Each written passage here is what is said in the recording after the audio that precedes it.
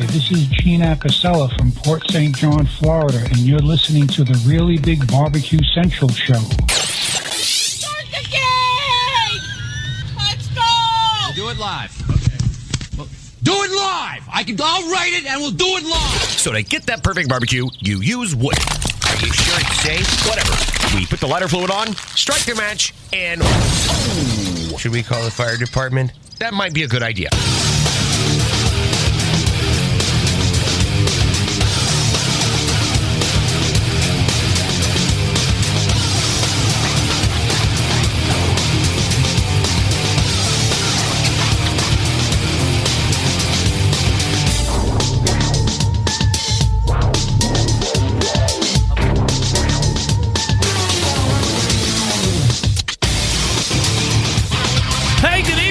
And welcome to the Really Big Barbecue Central Show.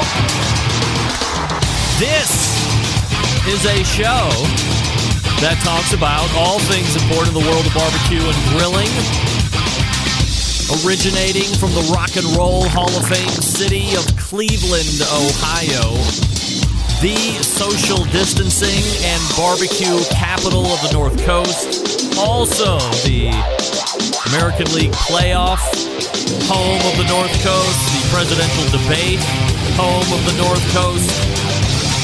The list goes on and on. I am your program host, Greg Rempe. Happy to have you aboard here on your Tuesday night for the Live Fire Fun and Frivolity Show. If you want to jump in tonight via phone call or email, here's how you do that. You can get in touch with the show by calling 216-220-0966. Email Greg at the BBQCentralShow.com. On the Twitter and Instagrams at BBQ Central Show. Anything else you want to find out about the show, it can be found at the main website, thebbqcentralshow.com. And here's what's happening in case you can get the newsletter. Coming up in about 12 minutes from now, a guest who has made any number of appearances here on the show. You knew him as an incredibly successful competition pitmaster, a purveyor of rubs and sauce. One of the most mentioned and talked about cooking class instructors back when cooking classes were really starting to take a hold over this competition scene.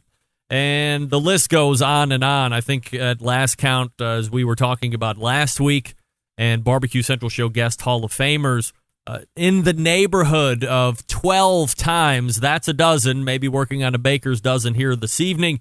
The pit master of Pellet Envy, as many of you know him, Rod Gray, making his triumphant return to the show.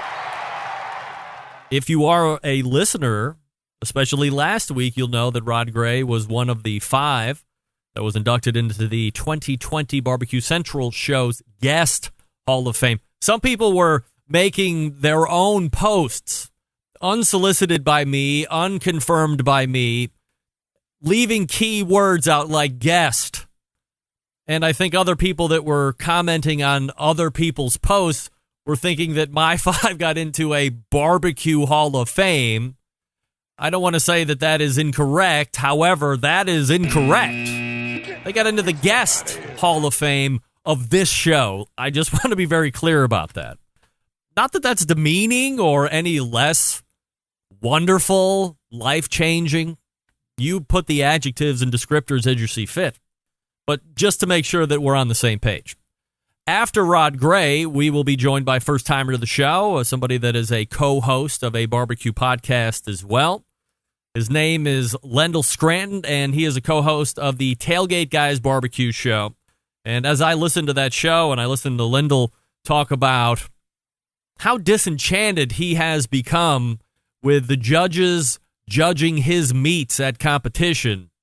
And I wanted to have him on to talk about the never-ending topic of debate and or things that cause competition cooks consternation at the forefront continues to be judging.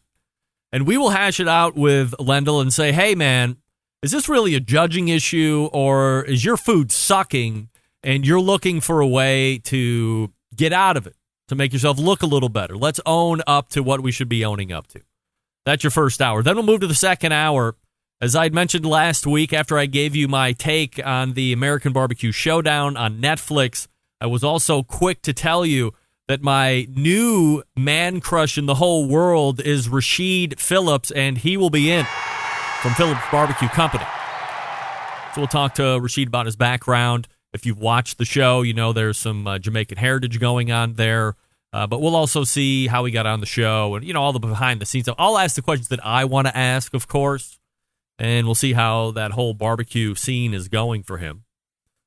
And then closing out the show, so we're bookending the show with the 2020 Barbecue Guest Hall of Famers, Rod Gray on the first bookend, and then joining me to close the show, coming out of the bullpen, as we say, is a show favorite, Lene Oxley Loop from Sugar's Barbecue, and we will talk to her about any number of items, not the least of which I'm sure she has developed and prepared a very robust acceptance speech for the Barbecue Guest Hall of Fame. We'll also talk about her barbecue business and how that's been going this year as well.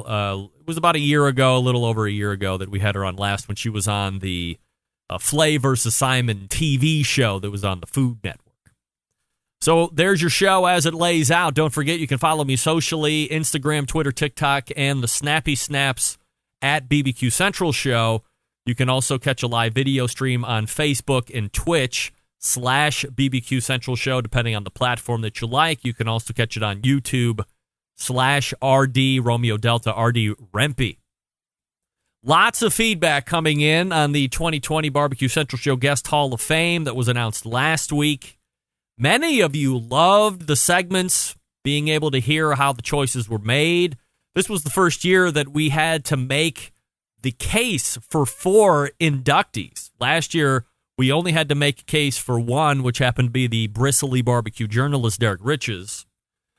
And honestly, while I would love to say that it would have been great to have all 5 picked out in one shoot, there was some good old-fashioned case-making that happened last week, and I liked it a lot. It seemed like, I don't want to say it was a big sales session, but we got to hear the inner workings and mind thoughts of the embedded correspondents and people that they thought had the best chance of getting into the Guest Hall of Fame this year, and then making the case for the 3 of us that weren't making the case, deciding whether we wanted to come off of one of our choices to then affirm one of the case makers' choices. Is that convoluted? Sounds like it as I'm talking about it out loud. But it was fun. Great 2 segments. I went back, listened to it a couple different times, very entertained. If I'm entertained listening back and I lived it, that should say something. So if you missed it, go back and listen to those 2 segments. Second hour last week, it's already in the feed. If you're not subscribed, do that. Any number of emails to follow up on things that were said during those segments. For instance, Greg, why do you hate Jack Nicklaus and Kent Desormo?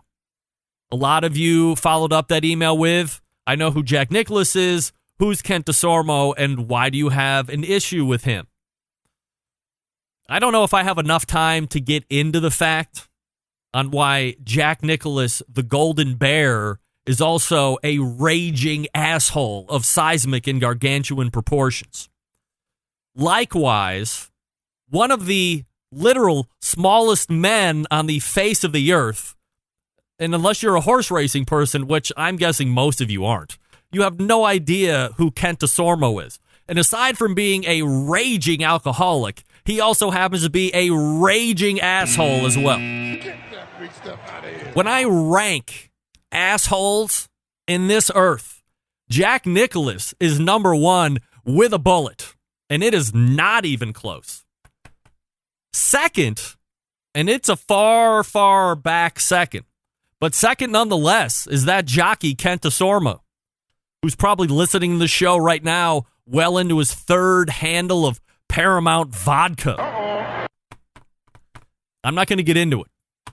Just know that those 2 take the cake for me. Also got this email a lot. Greg, did you say Johnny Trigg accosted you at the very first Kingsford Invitational? You can go back and listen to the audio and make your own deductions. There were a lot of people that had a lot of different viewpoints. Ask them. I put out their names. Here's another question that came up. I didn't anticipate this being a thing either, but through various channels, I got something along the lines of, Greg, when you were making the case for George Moats, you told Doug after he agreed to saying yes that you used a technique on him in order to hopefully get that yes answer. What was that technique, or what was that technique? Well, I'm glad some of you picked up on that. That's a bit of a sales tactic.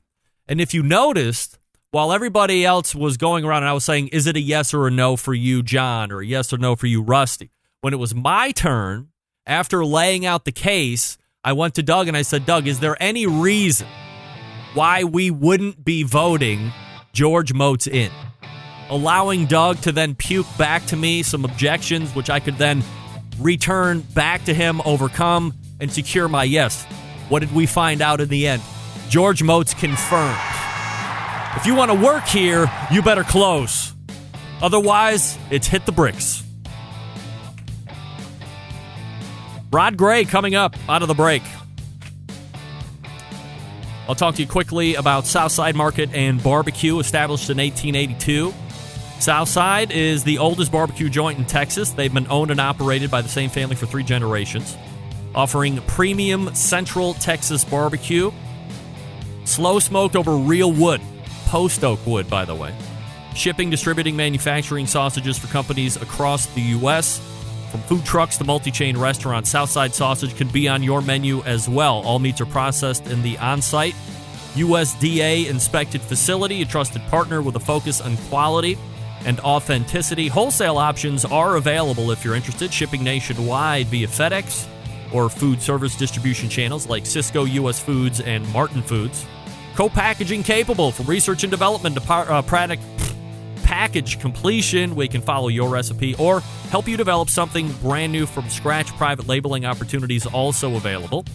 If you visit SouthsideMarket.com, as you start to load up that shopping cart and you want a quick savings, 10% off your entire order each and every time when you enter promo code BBQ Central. All one word, lowercase, BBQ CENTRAL. BBQ Central is your code, and you get to save 10% off the entire order. This time and the next time you go, if you've not had the hot guts, I recommend it. Life-changing.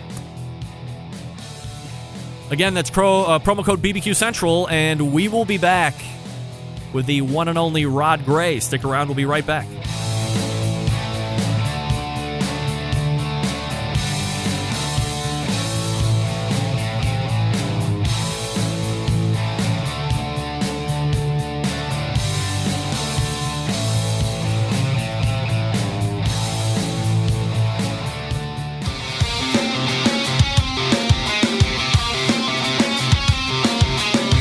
Broadcasting live from the Barbecue Central Show studios in Cleveland, Ohio. You're listening to the Barbecue Central Show. Once again, here's your host, Greg Rempe. Hey, welcome back. This portion of the show being brought to you by Butcher Barbecue, makers of award-winning injections, marinades, rubs, seasonings, barbecue sauces, grilling oils. All of Butcher Barbecue products tested on the competition circuit as well as backyards worldwide. Be the pitmaster of your neighborhood and visit butcherbbq.com to stock up right now. Always trust your butcher. Right, last week in the second hour, the embedded correspondents and I voted in the Barbecue Central Show Guest Hall of Fame class of 2020. One of those folks happens to be my first guest this evening. You might know him from his various TV appearances, his successful line of rubs and sauces, from his time on the barbecue competition circuit, winning competitions and putting on classes. This past Tuesday, he had another notch to the accomplishment belt by earning his way into the Barbecue Central Show Guest Hall of Fame. So let's go ahead and race to the hotline and welcome back friend of the show, Rod Gray. Hey, Rod, how are you, pal? I'm great, Greg. How are you, buddy? Good. I'm glad you took all of my pertinent information masked up as we are a mid-pandemic time. So, and by the way, we are definitely socially distant. I'm in Cleveland and you're in Kansas. I'm in Kansas City. You're right. And I've got my mask on so I don't spread any of my attitude to you this evening. So you have 3 masks on, is what you're saying? No, just one. Just one. One's enough. All right. See, it's all about blowback, Greg. It brings it back at me, and it doesn't put it out at you. That's right. Yeah. We appreciate that. Yeah. So, Rod, I'm not going to ask you where the Barbecue Central Show Guest Hall of Fame honor ranks, mostly because I don't want to have my feelings hurt. But since you are in the Guest Hall of Fame now, I would certainly like to give you as much time as you would like in order to make any statement you might see fit to make. I got to be honest with you. If you could just roll over your entire monologue again and let me just insert myself in a few places, we could do a whole freaking show right there. Oh, yeah? So much was said there that I would like to get involved in, but I didn't prepare any remarks. Unlike your later guest Hall of Famer, who you said probably created something robust. I'm guessing. I don't know for sure, but I would like to think people take time out to draw out dissertation type experiences. I haven't seen Lene probably since we shot the show in 2013. She was robust then, and she's probably still robust, I'm guessing. Not nearly as robust as I am, but. All right. So let me ask you this question. Aside from the other 2020 Barbecue Central Show Guest Hall of Fame members that we put into the hall last week, do you know any other names that were like in the inaugural class of 2018 or the class of 5 of 2019 by chance? Well, I did. I'll be honest with you. I did go research it, and it really looked like you shot your wad in 2018. To be honest, you think you put everybody in their dog in, and then backfilled with Derek Riches in 19. I don't know if I would put it like that. See, here's the thing.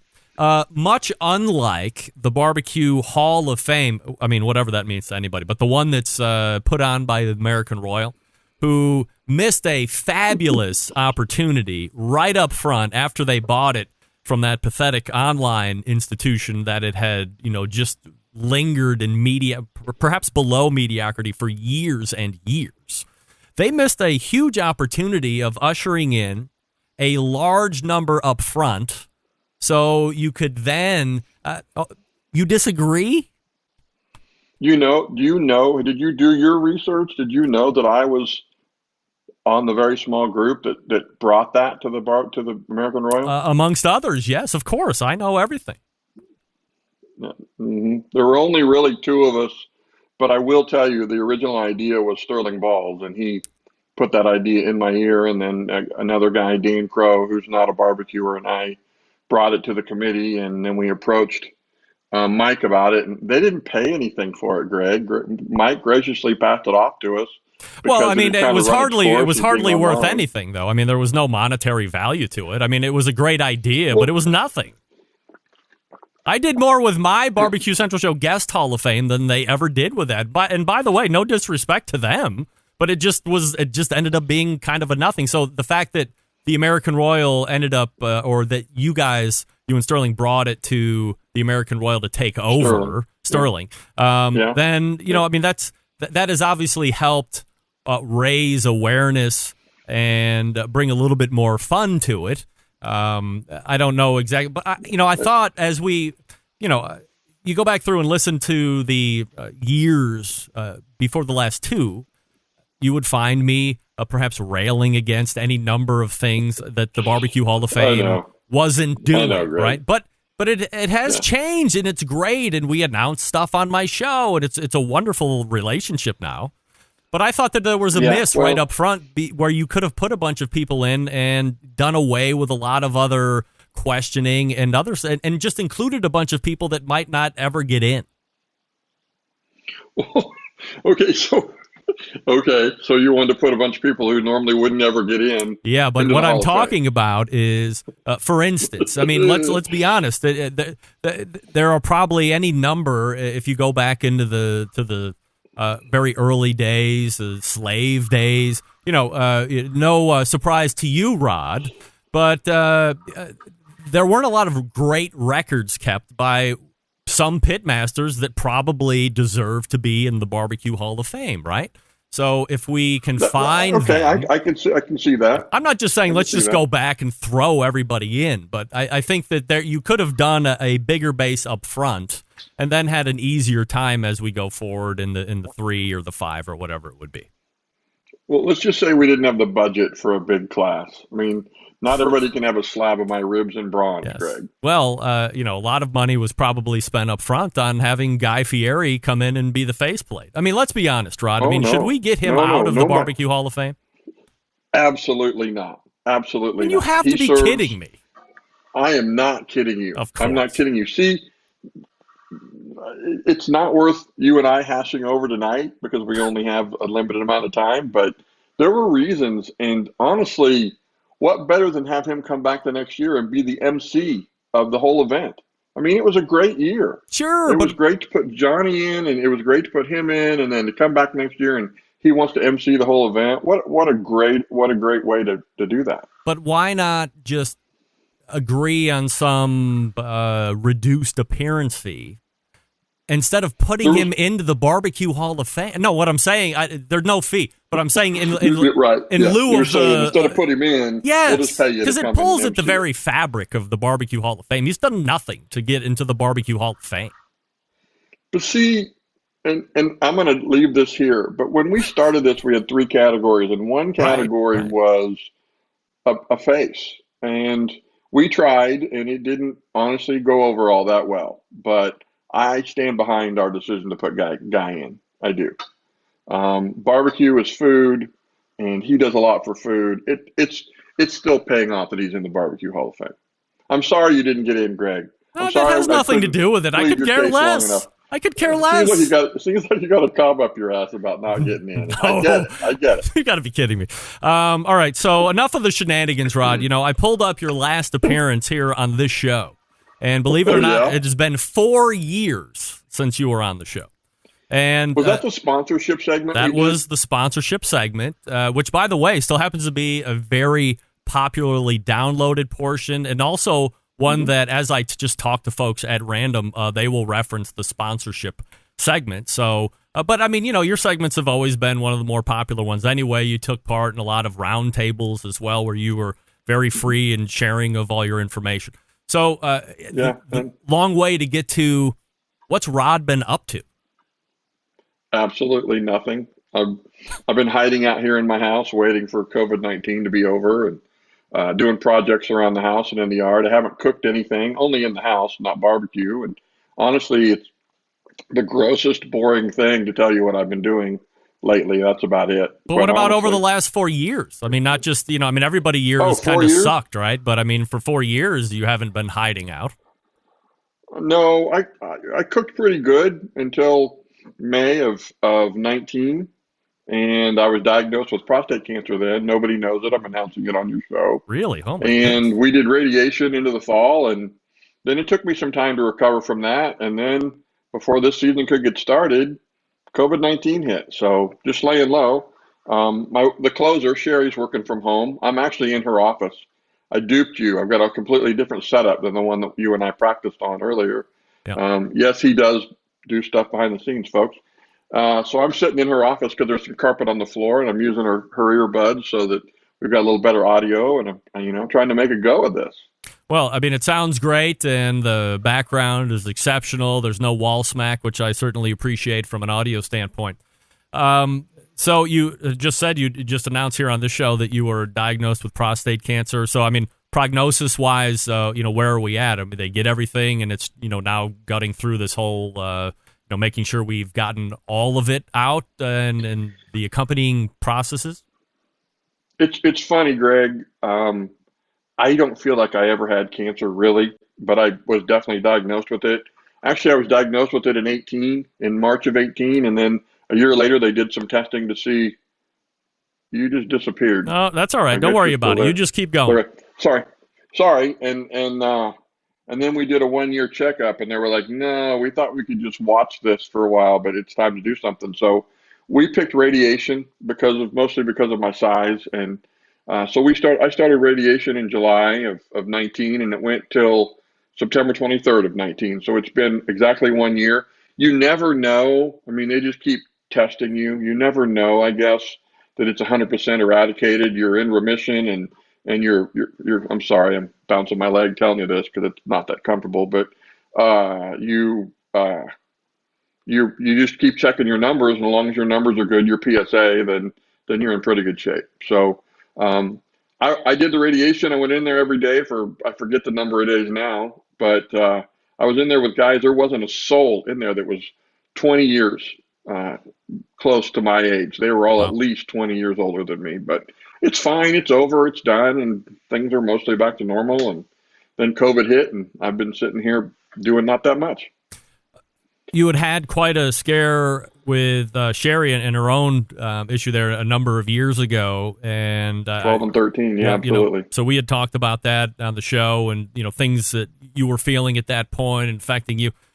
Now turning it around 6 years later, and it's you now having to go through this. So I mean, what kind of a dichotomy is that to be a support system and a champion for your wife, and now all of a sudden you're the one facing something pretty substantial. How do you overcome that? And what were the best days like, and what were the darkest days like?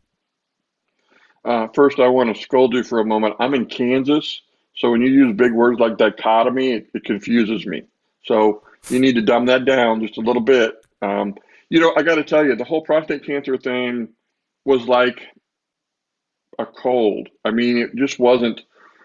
There just wasn't that much to it. I went in every day, 5 days a week for radiation treatment straight through, and it lasted like 6 minutes at a time. I don't really remember the number now, but all I had was some fatigue at the end. There's obviously some other side effects that come and go, but compared to what Sherry went through in 12 and 13, this was a blip on the radar. Mm-hmm. In fact, that whole thing with her being now an organ transplant patient is what makes us probably more cautious about the whole pandemic thing. She's working from home. The last thing I want to do is go out on the road and cook a contest and then bring it home to her. That would be really bad. So we just decided the best thing I could do is just maybe take the year off. So that's what I'm doing.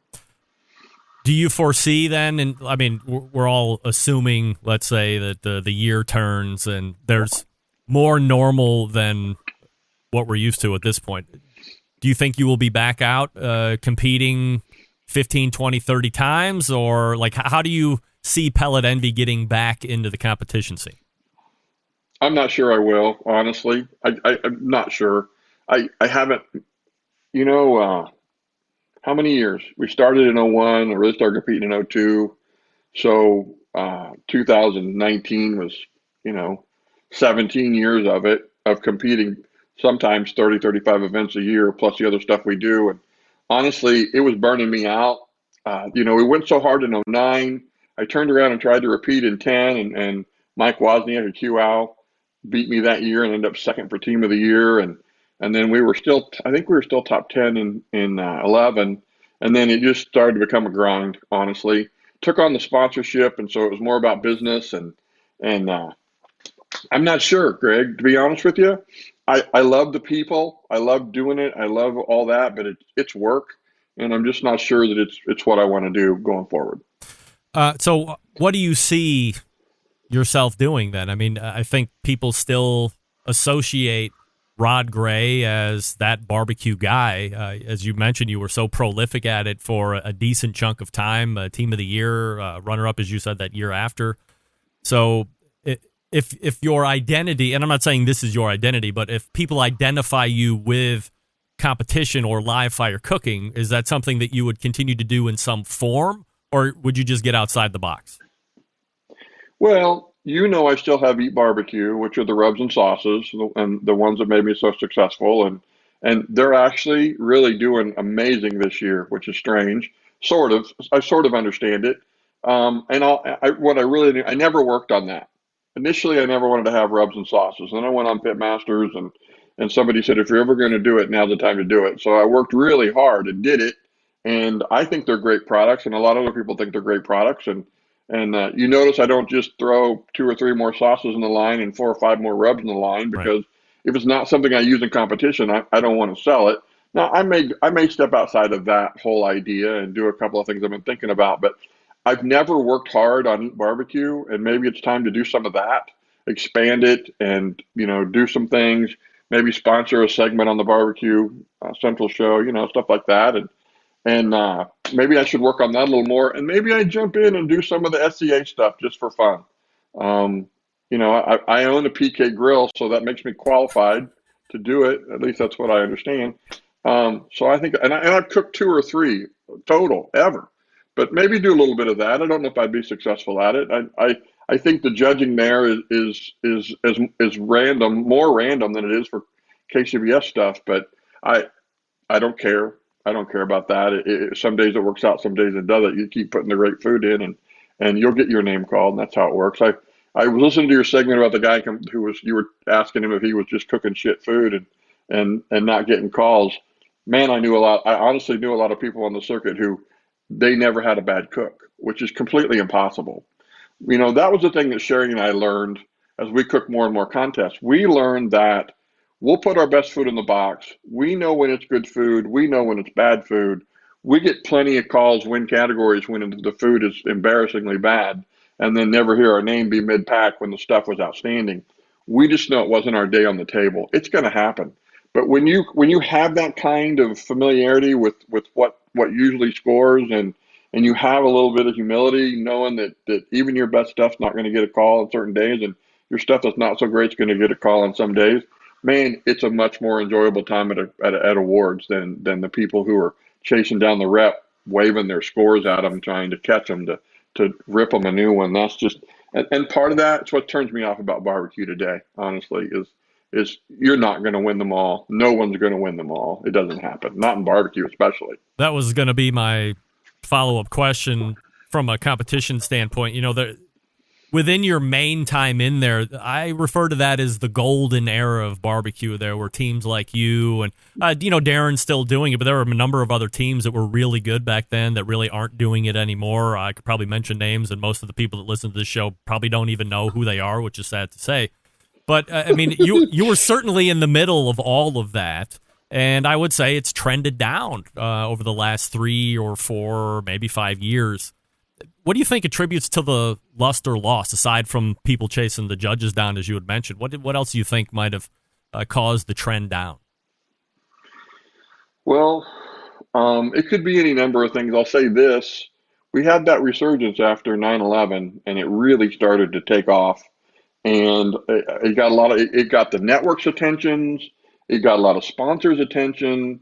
And then we burned through all of that. And if you'll notice, and I got to throw out 2020 because 2020 doesn't count. But in the last couple of years, the big contests have gone away. Some of the sponsorship has gone away. There's other places to put their money. And I think we're just in a cycle. And I think the cycle is a downward cycle right now. And I think in a few years, we'll see it cycle back up again. I do. I just think it's cyclical. And I just think there's times when we're in front of people better than and times that we aren't. I don't know if social media plays into it because I'm not really that great on social media, but I really don't know the answer exactly.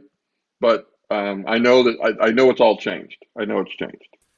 Well, you won't find him hitting the circuit next year in the old forms, but you never know. Maybe you catch him out in a contest here or there, or as he had said, on a SCA event. Those are continuing to gain popularity, perhaps nothing more popular in a 2020 competition sense than SCA, but you can get his rubs and his sauces, and they're all over the place in stores and everything, right, Ron? Yeah. We were in Kroger. People knew us in Kroger. We're not in Kroger, which is fine. It wasn't a fit for what we were doing. So we're in a ton of barbecue specialty stores around the country, and it's doing well. I mean, anytime you grab a bottle of Eat Barbecue off the shelf, it's going to be fresh because it's all moving really well. It's hard for me to keep up with it, honestly, some days. So I'm really happy with that, really proud of it. And I'm really happy to be on here, Greg. I didn't realize it'd been 4 years, but it's always great to come on this show. We were having that discussion today about YouTubers, but what about barbecue podcasts? I mean, you see those people jump in and think they can do what you're doing, and they try it for a while, and it's hard, man. It's hard to do it well. And then they disappear. You've seen them come and go the way I've seen barbecuers come and go. You know it. Yeah, no doubt about it. You know him as the pitmaster of Pellet Envy. He is also a 2020 Barbecue Central Show guest Hall of Famer. It's Rod Gray. Rod, thanks so much. Appreciate catching up. Let's do it again. All right, Greg. Thanks for having me, bud. You got it. There he is, Rod Gray, right there from Pellet Envy. Wow, what a great segment with Rod, sharing it all and not holding back, which is what you've come to know and love with Rod Gray, of course. And by the way, if you haven't tried the rubs and sauces, they are really good. They get my stamp of approval. Not that you're looking for that, but I've tried them all. They're good. I would use them. All right, we got Lyndal Scranton coming up out of the break. Don't forget, in the second hour, we have my new man crush, Rasheed Phillips. He's coming up at 10:14. I'll talk to you quickly about Green Mountain Grills. 2 lines to choose from at the moment. We got a choice line and a prime line. So, you want to save a couple bucks? Go choice line. You don't get the Wi-Fi technology. Maybe that's not a big deal to you. Not a big deal to me. Maybe you don't need 2 internal meat probes. I don't. I have a fireboard. So I can save a couple bucks. Still the same size cooker that you get choice or prime. That doesn't matter. You're just saving some money because you're not getting the tech. Now, a couple $100 extra bucks to spend. You want some technical? No problem. You get Wi-Fi. You get 2 internal meat probes. You get a look-through glass on the main cooking chamber and on the pellet hopper. Prime Plus, you even get lights on the inside of it, for crying out loud. More of a sturdy chassis build as well. So for a couple $100 more, you can go Prime. Either way, I mean, you can't lose. Both the Jim Bowie and the Daniel Boone can accommodate that pizza oven insert that I love to talk about. So if you like hot and fast pizzas, the Neapolitan styles, get the pizza oven insert. Nothing better on the weekend than doing a big pizza party. Family loves it. Kids love it. Adults love it. You make them however you want. 2 minutes, 3 minutes, they're done. You're moving. GreenMountainGrills.com is the website. They sell through dealers, so find a dealer near you. Ask all the questions. They will get you educated. You can take the grill home and be successful right off the rip.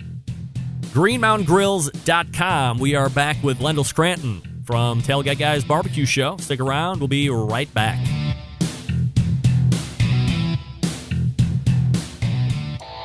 Howard Stern, Jim Rome, Dan Patrick, and Greg Rempe. The Mountain Rushmore of talk show entertainment. Now, let's get back to the Barbecue Central Show. And this portion being brought to you by cookinpellets.com. So for that Green Mountain Grill, fire up with cookinpellets.com, your number one source for quality wood pellets for all your pellet-driven cookers. You can buy right there online at cookinpellets.com, COOKIN, cookinpellets.com, or you can buy them right through Amazon if you wish. Your call. Either way, cookinpellets.com, a brand that I love to use. My next guest tonight, co-host of the Tailgate Guys Barbecue Show, which releases new episodes each week covering the live fire industry, especially competitions. He is also a competitive barbecue cook himself. So let's go ahead and hit the hotline and welcome first-timer to this show, Lyndal Scranton. Hey, Lyndal.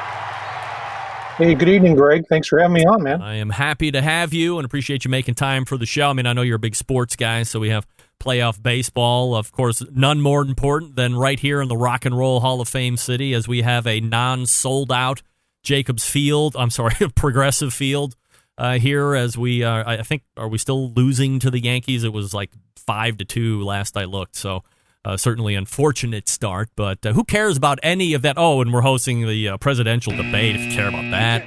I mean, you know what, Lyndal? You tell everybody how cool Cleveland is, for crying out loud. I love Cleveland. I've been to Cleveland covering sporting events a few times over the years. Man, it's a great city. Yes. Love it. We're on the come up. I was there when it was Jacobs Field back in the mid '90s. Yeah, it's a great old. There used to be an old hall, but now it's a great old hall on its own. So, Lyndal, give us a quick background about yourself professionally and where you're headquartered at currently. Well, I'm located in Springfield, Missouri, which is about 2.5 hours south of Kansas City and about 2 hours northeast of Tulsa. And I was 36 years as a sports writer here at the Springfield News Leader newspaper. Left the business late in 2015. And my buddy, Steve Kaler, had also been in the newspaper business for a long time. He left it a few years before I did. and we always were out cooking in our backyards on weekends. He was a neighbor of mine for many years, and decided we had an opportunity to start a barbecue show when the play-by-play announcer for the local women's D1 basketball team, who was a programming director at a local station, I kind of jokingly asked him one time about you need to have a barbecue show that also talks sports. So that's how we got the Tailgate Guys barbecue show rolling on low-powered local radio in 2016. And then you've since progressed into just doing the podcast. Did you see that there were more legs on a podcast versus keeping it on low-powered terrestrial radio? Yeah, exactly. We were on local radio 3 years, and I had probably 1 year too many, and decided that we'd done all we could do. And I thought we had some really good guests, but nobody was hearing them. So decided to take it to podcast at the beginning of 2019, and I think that was a wise move, and it's grown the show a bunch. What's the best part of the show for you guys? Well, to me, just having great guests and trying to pick their brains and learn some things, not only for myself, but try to involve the backyard cook as well. I always try to get these guys to give a tip or two along the course of an interview, to help the guy in his backyard make better barbecue. And it's been good. It goes back to watching barbecue pitmasters in the early 2000s and teens. And I would see these guys on TV, and once I started trying to get them on the radio show, I was just amazed that they said yes, first of all, and then it was just so cool to have these guys on, and it was like having a sports hero on my radio on the radio show, and it was really cool, and it still is. We're being joined by Lyndal Scranton, co-host of the Tailgate Guys Barbecue Show. TailgateGuysBBQ.com is the website. If you want to go ahead and check that out, you can subscribe to the podcast as well. What's been the most difficult part of doing the show? Obviously, this year is a different beast on its own, but prior to COVID-19 and having to do shows separate from each other, what was the most difficult thing that you had found doing it there for the first year or so? Well, just the prep work that it took was when you're working another job, a real job, you're trying to line up guests and do research, and I really want to go into a show prepared. I'm not just going to have a guy on and just wing it. I want to really be prepared for just to try to have a good interview. And sometimes in this business, I've been able to line up guests 4 weeks in advance. Sometimes I've gone down until the night before trying to find somebody. So it kind of goes in cycles. Right now we're in good shape for the next couple of weeks, but there have been times that, I don't know who I'm going to have on next week. And that's a worry at times, but we always seem to pull it out. Lyndal, let's discuss competition specifically for a bit, especially the contests you have been doing recently. As I follow you on social, as I listen to the Tailgate Guys show, as I'm getting in my morning runs, you seem to be not so happy. Well, you seem to be pretty happy with your turn-ins, but the judges don't seem to share the same excitement as they start putting pen to paper in the form of scoring. So is there anything that you can point to as to why those feelings aren't more mutual? Well, first off, I've cooked my share of terrible barbecue this year. I want to make it clear that I don't deserve top tens on everything I turn in. For instance, and this judging thing goes both ways. Earlier this year, I cooked ribs at a contest, and it was just a horrible cook. I let my fire get away from me. The meat side of the ribs were basically incinerated. They were black. So I flipped the ribs over and in the turn-in box, and we turned them in upside down, bone side up ribs in a turn-in box. And I asked Chris Schaefer from Heavy Smoke after turn-ins, I said, man, have you ever had that happen with ribs where you've turned them in bone side up? And he just laughed at me. Said, no, never had that happen. I said, well, I'm just trying to avoid being DAL in this contest. Yeah. So there was no chance if I turned him in meat side up. And there was a judge that gave me an 8.99, wow, which is almost a perfect score on ribs for that turn-in. So, I mean, that judge should have been investigated for terrible scoring for giving me a good score that day.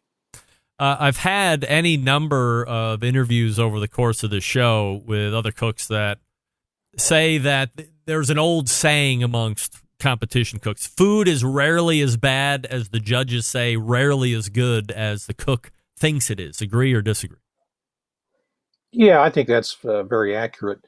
I think the maddening part is this year in particular, when you see the inconsistencies, where a couple of judges are giving you all nines, and then a couple of judges are giving you middle of the road, and then two judges are giving you sixes and sevens. So I don't know if it's good or if it's not good. If they were all giving me sixes and sevens, then at least I would know that I really had a problem and needed to fix it. Now, I've talked to a lot of the top cooks. Chris Schaefer, a neighbor at a recent cook, Brad Leiniger, I had him on this week's new edition of the show, and those guys have kind of talked me off the ledge a little bit. And as I've asked them, I said, "What's the deal? With judging this year?" And they say, "Hey, man, we're undergoing the same thing. I mean, it's frustrating for us too. The difference is they're cooking 25 times a year, and they can bounce back next week. And I cook 5 times a year, so this is my only shot." But Brad had great advice. He said, "Man, you got to treat 2020 as a throwout." He said, "It's weird this year. Judges are you're not getting all certified judges for a lot of contests. And also, some of these judges are only judging 1 or 2 contests this year." And he said it's just they're out of rhythm too, just like a cook that doesn't cook often. If a judge doesn't judge often enough, he loses his rhythm of judging. Judging has always been an ongoing topic within KCBS, probably other sanctioning bodies as well, but I've followed closely KCBS over the last 10, 12 years. And for as long as I have been doing the show, that has been a continuing topic. Is it just a convenient item to rehash and the cook should take a closer look at their process? Or do you think that at some point there is really a legitimate judging issue that somehow needs to be resolved? Well, I think there's an issue that needs to be looked at as far as what is the starting point. I mean, guys who were certified 20 years ago may be starting at a 9 and judging downward from there. Some guys who may have been recently certified, perhaps they're starting at a 7 and adjusting off of that. There's no unification as far as I can tell. We need to maybe have recertification for judges. It can be as simple as maybe a 30-minute online tutorial every year just to get everyone on the same page and say, this is what we're going to start at, and let's have a common ground to kind of base the judging around. Are you surprised that there are the number of barbecue competitions that are going on right now? Do you think there would be more? Do you think there would be less where we are right now? Well, yeah, go back to March, and we didn't know that we would have any. And we've been fortunate in the central part of the country, starting in about mid-June. We've had a consistent amount of contests in our region. So, and that's also brought in the points chasers, where every contest you go to, you have top-notch teams, which is that's a lot of the appeal to me. I enjoy the aspect of being around these guys, win or lose, or I'm no doubt a field filler in their eyes, but I enjoy being there and soaking up the atmosphere and being a part of it, and once in a while getting lucky enough to have a good turn in and score well. If you're at one of these events and there's 30, 40 teams, are you generally feeling safe? Do you think that you're not being put in any type of a potentially health hazard situation? Yeah, I was a little apprehensive the first event we did, but I've felt very safe since then. I mean, generally, my experiences going back the 4 or 5 years I've done this is everyone pretty much sticks to their own space anyway, and everyone seems to respect everyone's social distance. And you go to the cooks meetings or indoor activities, people are masking up, so that's the main thing. And I'm perfectly fine with it. And I think barbecue cooks are notorious for being extremely clean and sanitary anyway. So I think it's been good. The State Cooking Association really seems to have taken off during this time. Those who compete in food sport have had that outlet in SCA. Popularity seems to be as hot now as it ever has been. Perhaps they're even at a growth spurt, considering everything that's happening. Do you think that their momentum will carry into 2021 or at least through the end of the year here in 2020? Or do you think that they will stymie at some point? They've rocketed so fast. You would think they are going to plateau out at some point in the near future.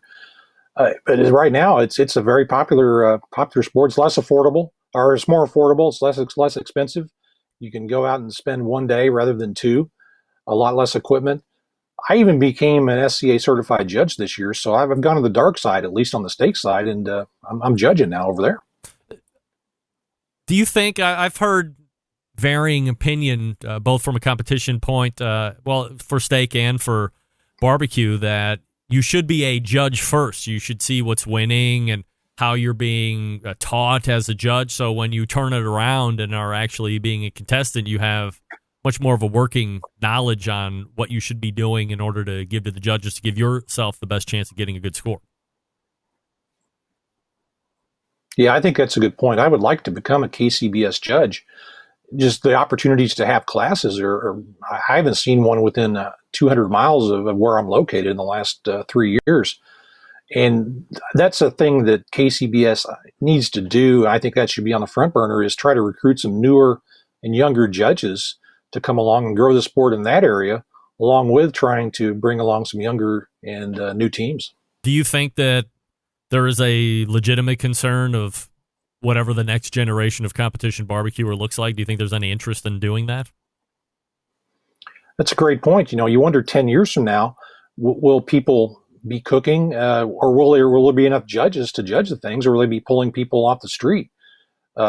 You go to a contest, and the average age of the judges is well north of 60, and so where are the new judges going to come from? Then you need to start recruiting them now, I think. Lyndal Scranton can be found putting out new episodes of his Tailgate Barbecue Guys show once a week. You release on Thursdays, Lyndal?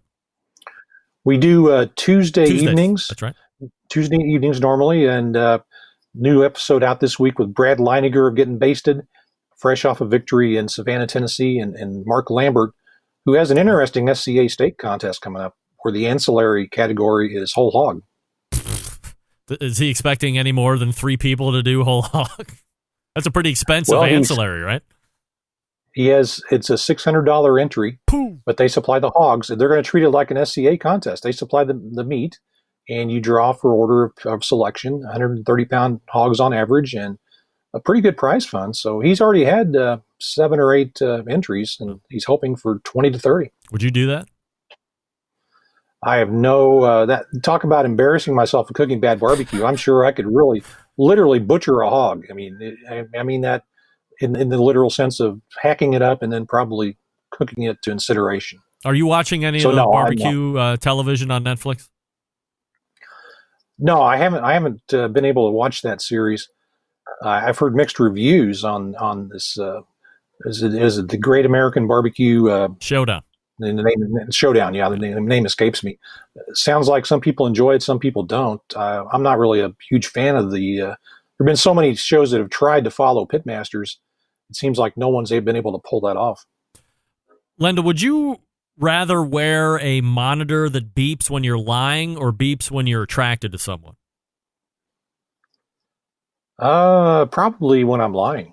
Really? Wow. I would never want that, because then everybody would know I was lying. Well, you just can't lie, man. You just got to be honest about things. And I'm honest when I cook bad food, and then when I cook good food, I'm honest about that too. Yeah, there you go. All right. Lyndal Scranton right here on this show, first timer. And again, make sure you're subscribed to the Tailgate Guys Barbecue Show. Lyndal, always appreciate the time. Thanks so much. Thanks, Greg. You got it. There he is. Lyndal Scranton. If you are not subscribed, you should go over there and do that. Tuesday nights, they release, so I would imagine any time now. Maybe it's already out in the feed. When I release stuff into my feed, it takes like 5 hours for it to get out anywhere. What do you guys think? What would you rather wear?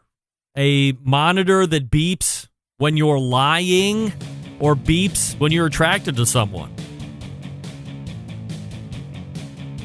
I would rather wear one when I'm lying. I agree with that, now that I think about it. Otherwise, it's weird. Why are you beeping? I'm attracted to you. Don't want any part of that. All right, we're going to go ahead and wrap the first hour. And when we come back, your phone calls and emails if you want to jump in, 216-220-0966. Or you can email Greg at the BBQ Central Show. Stick around, we'll be right back. You're listening to the #1 most downloaded barbecue and grilling podcast anywhere. The BBQ Central Show.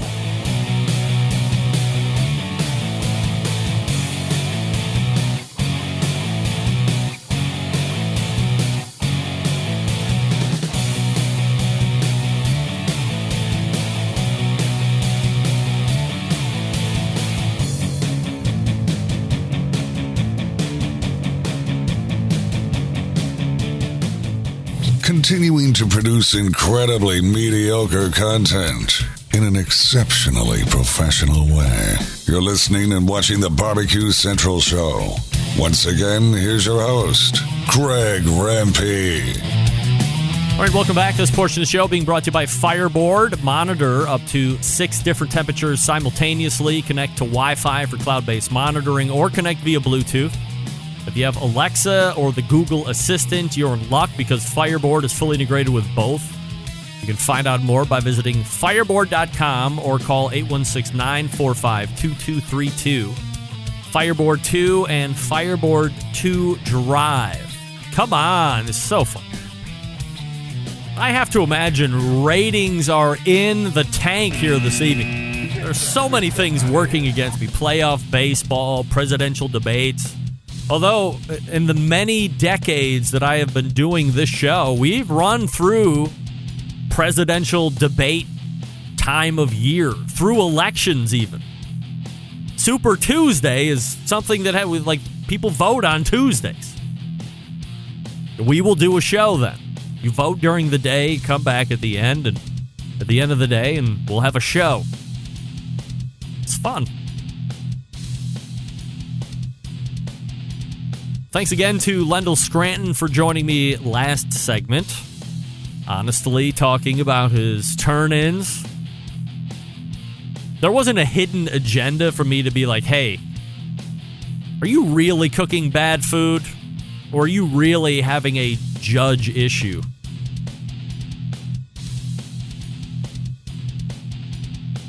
As Rod Gray said, there's been plenty of competition cooks that have never, ever had a bad cook in their life, and they're shaking those cards. Hey, mister, you come back. I got a bone to pick with you. Can we get these scores audited post-haste? Don't be that guy. Or gal. Lady. Also, thanks to Rod Gray from Pellet Envy. If you have not tried his rubs and sauces, you want to try those, of course.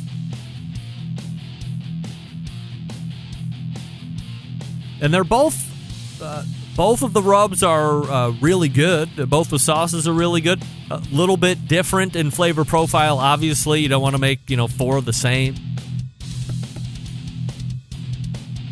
Blue shirt equals green screen. Guess what? No green screen. Still, just a lush landscape of Manhattan behind me. I left Cleveland, and it is obviously daytime in New York City right now at 10 p.m. Eastern. That's right. It's the city that never sleeps. How do you think it got the nickname? All right, we're going to be heading to the second hour here, so refresh your libations, check your baseball scores, get down on some of those prop bets for the presidential debates, and once you get your fill with that here over the next minute or so, then you can come back and take in the second hour of the show, where you will find visits from Rasheed Phillips. You'll also find a visit from Lene Oxley-Loop, closing out the show, who is also a Barbecue Central Show guest Hall of Famer.